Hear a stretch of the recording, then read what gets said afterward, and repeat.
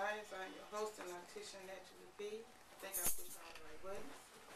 And you are looking at Mr. Dennis Graham, who is a fellow Virgo. So welcome to the birthday party. Thank you. That rocks out loud. So we're gonna listen to you know, I did all that question answer and then write the answer down. So, Name of the song. I'm good. That's what I thought, because that's what I am. All right, we're going to listen to, in a little bit, we're going to let everything get situated. I want you all to say hello. I'm going to give Mr. Dennis Graham a moment to say hello and tell us a little bit about who he is for those of you who don't realize what a drummer is when you see one. I wouldn't say that. You don't say that? Drummers are not seen? Y'all mostly heard? I'm Dennis Graham, and I have played drums. I'm just going to say with multiple people. I'm not going to name any names. You're so safe and so smart. No, I'm not going to name any names of people I've played with because they hate me. Because you are better than them? We have haters. I have haters. I know you got some haters. No, it's just terms that we didn't meet at the time. So I'm not going to name names of people I played with. I've been with a lot of people in my life. And I'm not going to name names. We're going to leave it right there. Okay. How long have you been a drummer? Oh, God, I've been a drummer for, God, it's got to be. Actually, my first set of drums that I had, I was living in Midtown on Cosset and Bill. Mm. And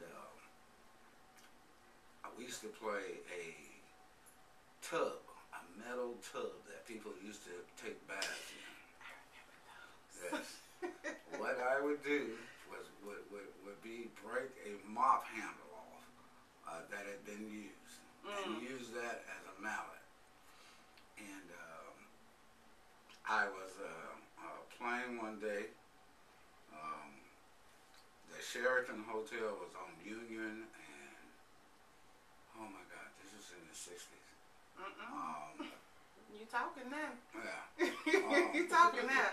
This was in the 60s, and at the Sheraton Hotel at night, James Brown was playing, and he heard me beating the tub, and my cousin beating a cardboard box. Passion. Yes. And so he came out on the balcony, and he called me. He said, "Come here." He said, "Man, you guys are sounding really good." So he said, "Do you have a set of drums?" I said, "No. This is what we play." So he called me to the balcony of the Sheraton Hotel, went about 3 doors down, knocked on the door, and brought his drummer outside.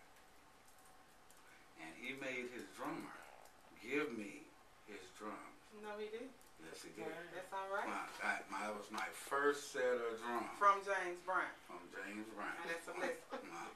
And unfortunately, in 1971, I moved to Las Vegas.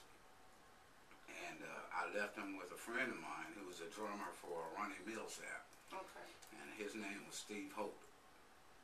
And I left him at Steve's house. And when I got back, that was it. It was gone. I mean, everything was gone. Wow. Yeah. Y'all fell out behind that, I'm sure. No, we didn't. No, we didn't. No, we love each other today just like we did back then. Men good like that. Can you teach women how to do that? Right. I can't. I mean, like. Men bounce back instead of breaking, I promise you. Women carries hate on and on and on and on. Didn't he just say something? A little bitty, smallest stuff. Yeah. How long were you in Vegas? I lived in Vegas for about 14 months, which was as much as I could stand. And then I left Vegas and I moved to Houston, Texas, where I went to the University of Houston for journalism and music. Journalism and music, but you focus more on the music. No, actually my major was journalism. Okay. Now, that's what I was really going for, so. But I ended up dropping everything for music, so. What other achievements do you have? I know you have a list of achievements. First one, getting your first set of drums from James Brown, and that's something you should tell people just walking down the street past you. Yeah, I knew James Brown. He gave me my first set of drums. I'd be like that.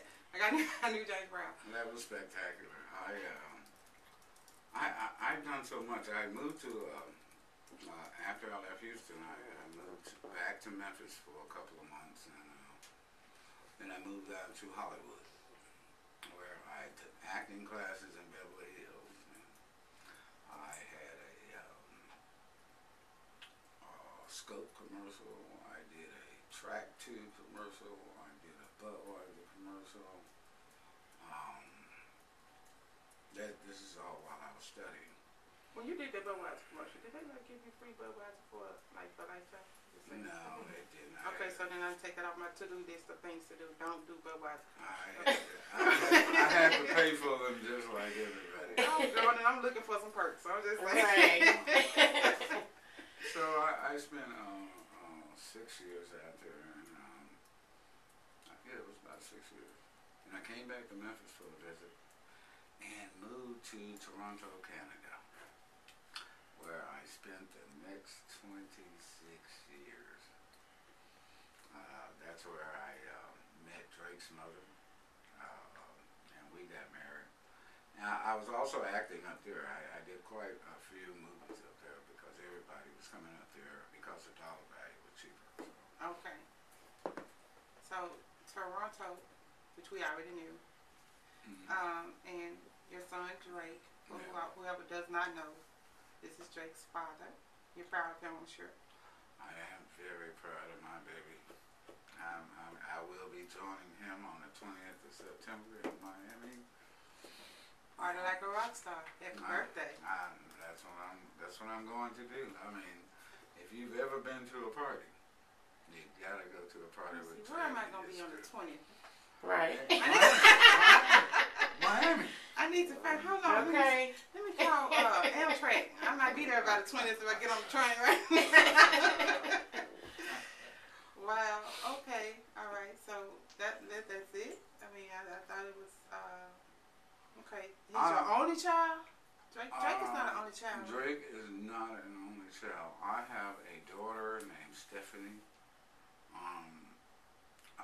who Drake and I frantically searched for in Toronto, but her mother moved her away to the outskirts of Toronto, which was about an hour away, which I found out. Her name is Stephanie.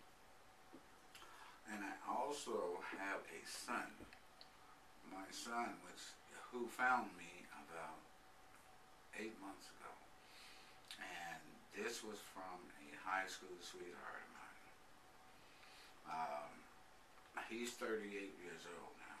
And the last time I saw him, he was 5 years old. And I got the opportunity he came down to Memphis from Washington, D.C. And we hung out, and it was almost like my life was complete now. Right. I can definitely relate to that one because I didn't meet my dad till I was 22. Yeah. So I can relate to that one. But how long are you going to be in Memphis? Because I know you're going to be at Ground Zero on Sunday nights. You want to play a set? I do Ground Zeros. I go up and do a few songs with them and hang out and greet people. They wanted me to come down as a host. Okay. So I do a few songs and then I go down and greet people. But I'm going to be there every Sunday night, and you guys are invited. And we're going to be there on the next Sunday night because this night we are already obligated. But Natural Desires will be there. I don't think I'm going to be there this Sunday night. I'm going to skip this Sunday because I want to see the VMAs. That is extremely freaking important. I just want you to know that. That is extremely important. To a musician, it's like Aaron Water, so you're supposed to keep up with Sunday. Now, last Sunday was a blast. We had a wonderful time. Leslie, you were there. Leslie Tops. Okay. My friend was there with me. So I just want to say that.